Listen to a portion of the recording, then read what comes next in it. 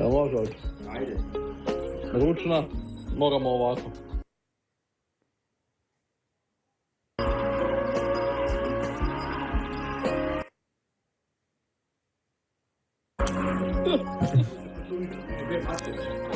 Gledajte ovo. Gledajte kad ide preko rupe. Gledajte šta radi. Pa i sad, drž se. Ej! Drž se.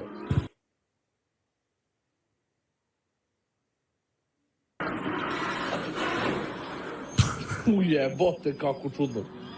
Zamišljate setup, on sad radi, znači običan setup koji je na 4 motora, znači 4 motora, svaki ćošak ima po motor, on radi ovo, znači nazad, napred, levo, desno i ima uglove, ovako. Znači ovo ide napred, nazad, uglovi svi i pomera se ovako još.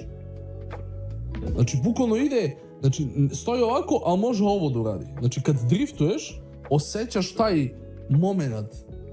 Ako me razumete.